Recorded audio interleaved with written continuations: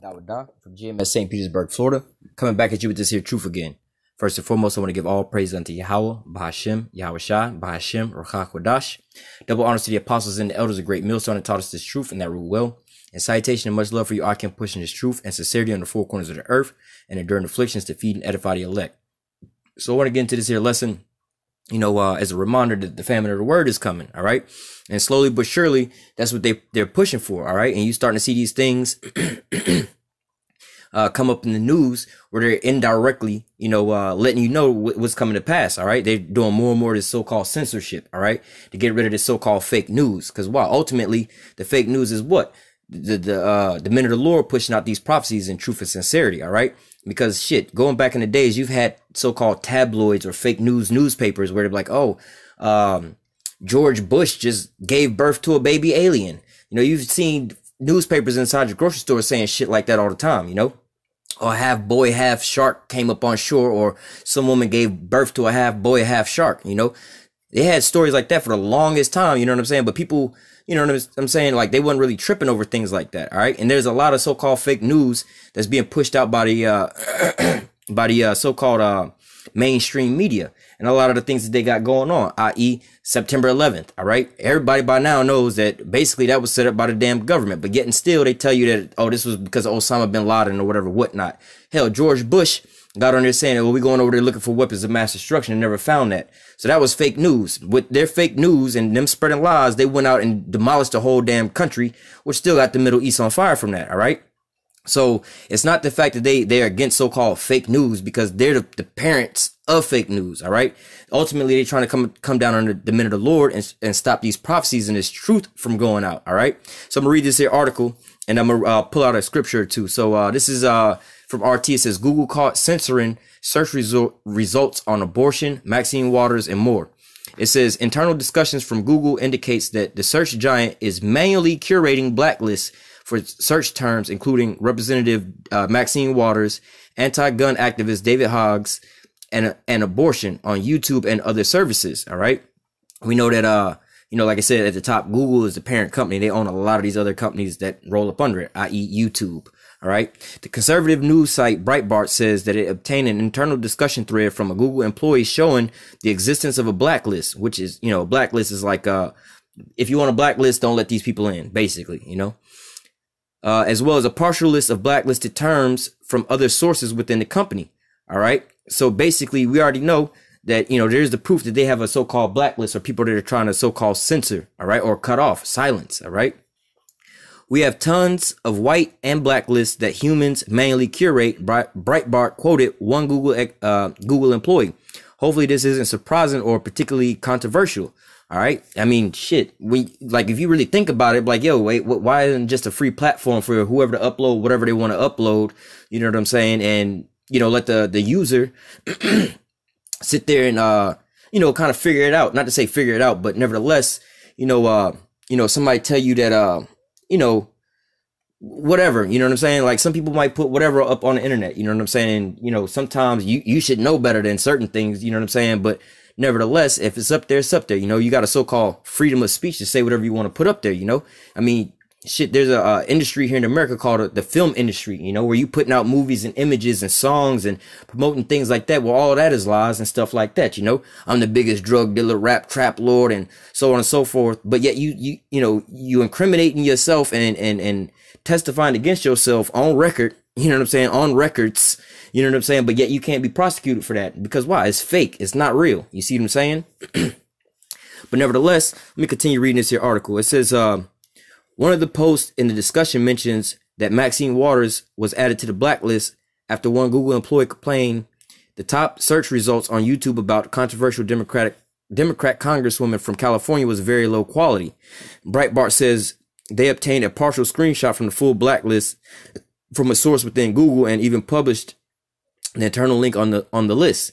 All right. So, but nevertheless, this is one of the things that, was known about Google way back off. Two different people could type in the same thing into Google, be standing side by side, typing the same thing on Google and get two totally different search results. Like, for instance, I believe I can't think of what the actual story was on this, but nevertheless, two people decided to type in, like, let's say Egypt, right? One of the people was getting results back talking about come visit Egypt, how nice Egypt is, so on and so forth, and vacation and so on and so forth. But the person right beside them was getting results talking about, the shit that's going on in Egypt. You know what I'm saying? You might not want to go over there because some shit popping off. You know what I'm saying? They're getting two different search results. All right. So we know also that that you know what I'm saying, that they're basically how do I say, trying to drive people away from finding the truth, so they come up with these so-called blacklist terms and so-called things like that, like abortions is one of the things we preach against, but they want to keep these things going because of why? Just like in the time of Moses coming, put all these kids to death, the ones that's being born. You know what I'm saying? And same with YAHAWASHI's time, they're afraid that basically that they know that their time is coming to the end and they know the prophets is about to be, raised back up. So, but nevertheless, you see these different topics and things, especially the things that the men of the Lord talk about. They're starting to put a squeeze on those things. They're starting to close those doors. They're trying to censor us from these things. All right. And of course, in these articles, they're not going to come out here and be like, the headline is going to be like, yo, we got to censor YouTube because of the, how they call us, the black Hebrew Israelites. They up here telling the truth and we don't want the people to know the truth. They're not going to say that. All right. They sit there and they kind of tiptoe and beat around the bush. It says the transcript published by the site. In the transcript published by the site, there are dozens of entries for David Hogg, a student at Marjorie Stoneman Douglas High School in Parkland, Florida, who has been an outspoken gun activist since February 2018, the February 2018 shooting there. One software engineer in the thread also noted the addition of a bunch of terms related to the abortion referendum in Ireland. The Irish legalized abortion in May in the 2018 referendum. All right. Last month, a journalist at Slate wrote about how she complained to YouTube about the results she saw when she searched for abortion and how Google changed the results after she complained. So again, showing you they have the ability to sit there and change up your results. So if they don't want you to see the truth, they know how to, keep you from seeing the truth. All right. You can go on the internet. I'm not saying that this is how it is, but hypothetically, they could have it to the point where you can go on the internet and look up Hebrew Israelites and nothing pops up. You can see no research results. People are like, oh, well, this shit don't exist. These people was all talking about some crazy bullshit where we know that, it has to be the majority of YouTube is flooded with our videos. All right. But nevertheless, continuing on, the Slate writer said she had complained last Friday and then saw different search results before YouTube responded to her on Monday. Breitbart cited an employee writing in the discussion thread. And lo and behold, the changelog was submitted on Friday, December 14th at 3:17. All right, just a couple days prior, on December 11th, Google CEO Sundar Pichai testified to the House Judiciary Committee that we don't manually intervene on any particular search results.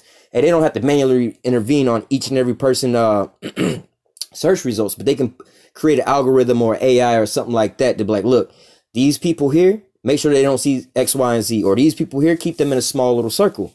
All right. Like I was saying about some of your videos where, like, if they try to like, they'll get down to it where they'll tell you about how they like, let's say somebody writes something about 9/11. You have a article or something about 9/11. You so-called saying anything about 9/11, right?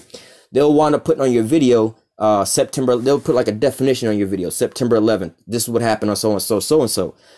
Not only are they just so-called correcting you, but nevertheless, when they do that to your video, they put you into a small corner where it's harder for people to find you.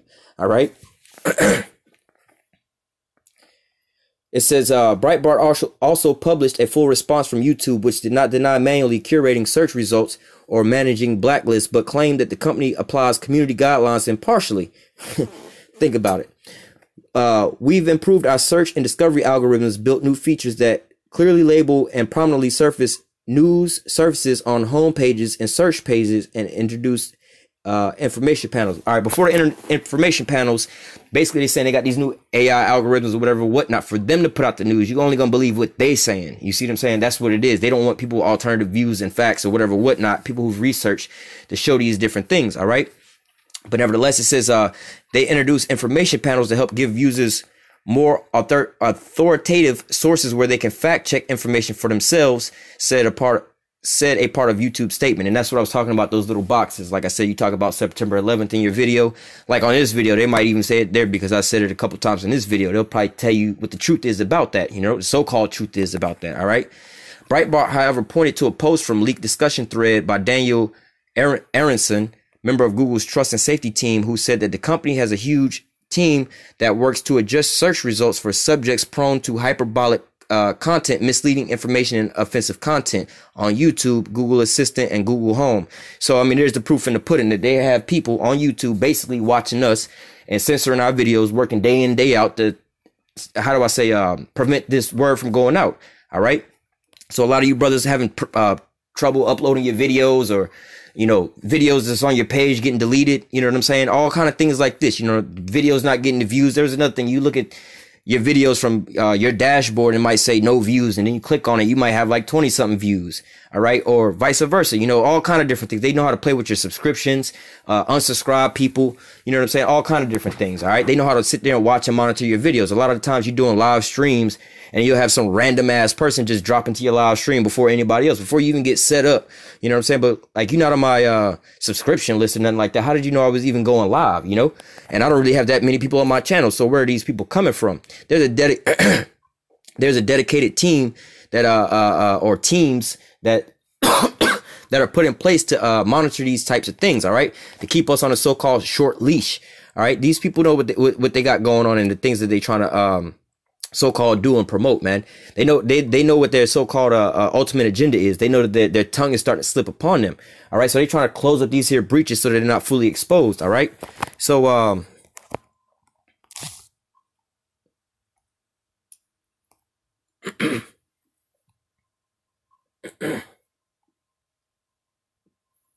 let me actually grab a precept real quick.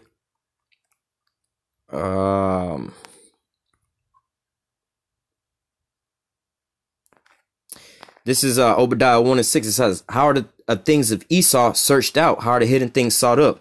Mainly through what? The internet. All right. We find out a lot of this information through what? The internet. All right. Back in those days when you want to learn about the so-called like Illuminati and things like that, and different things like that, you know, you had to read a lot of books, go to the library and search things out and either hear it from word of mouth or just be a part of it. But nowadays you can get the whole rundown on the internet, you know, like for instance, let's say not to say this book have anything to do with anything, but let's say you didn't have the time, the money, the resources, or couldn't even find this book called Behold a Pale Horse, right? And you couldn't find that. You can literally go on YouTube and search that book up and listen to it. You see what I'm saying?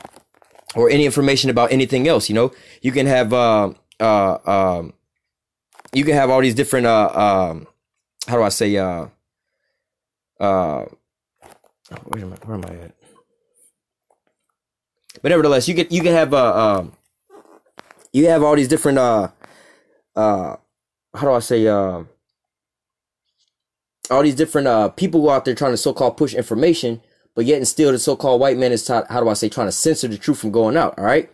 So I forgot what damn precept I was looking for. Oh, I know what I was looking for.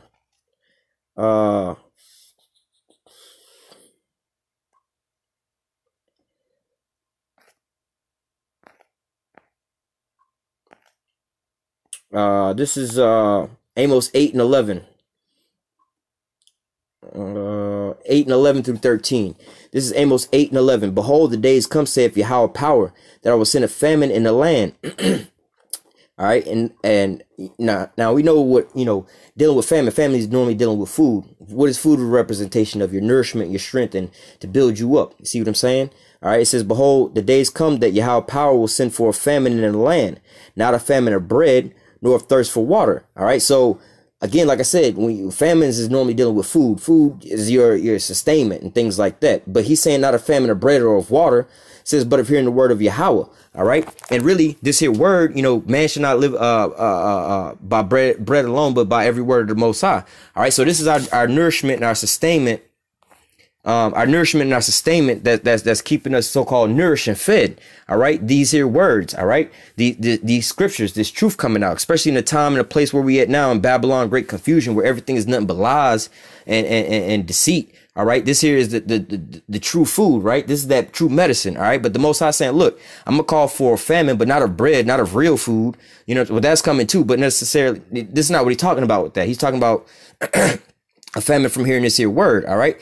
Amos 8:11, behold, the days come, saith Yahweh power, that I will send a famine in the land, not a famine of bread, nor of thirst for water, but of hearing the word of Yahweh. And they shall wander from sea to sea, and from north even to the east, and they shall run to and fro and seek the word of Yahweh, and shall not find it. All right. And in that day, the fair virgins and the young men shall faint for thirst. All right. But nevertheless, you know what I'm saying? Why you fainting for thirst? Because you dehydrated. You need that water. All right. But yet again, this is a metaphorically speaking. You know what I'm saying? People going to wind up being consumed and how do I say, just done for, because what? They ain't going to have no guidance. The scriptures say wisdom and knowledge should be the stability of thy time. All right. We're going to have plenty of food. All right. That's, you know, symbolically. But the people that's out here, you know, running around and once this famine of the word come, all right, and all these calamities start coming down on the earth real bad, you ain't going to know what the hell to do. You ain't going to know where to go. You know what I'm saying? You're going to be running to and fro looking for some damn food, but it ain't going to be no food for you to eat. Like, oh shit, where was those men that was saying this and that? You're going to get on YouTube and try to search this out. But as you already see, they got all these blacklists, all right? Once they put us on that full blacklist, you're not going to be able to find this here word, all right? So now is the time for you to go ahead and eat your dinner while your dinner's still hot. Once your dinner get cold, you ain't got no microwave to heat your food back up. So you're going to be out there, you know what I'm saying, stuck, all right? But as we see, like I said, it's just measuring the time diligently and looking at the signs that the Most High has given us, all right? Let me grab one more precept. All right, this is Psalms 19:1. It says, to the chief musician, a psalm of David, the heavens declare the glory of the Most High, and the firmament showeth his handiwork. Day and a day uttereth speech, and night unto night showeth knowledge. There is no speech nor language where their voice is not heard. Their line is gone out throughout all the earth, and their words to the end of the world.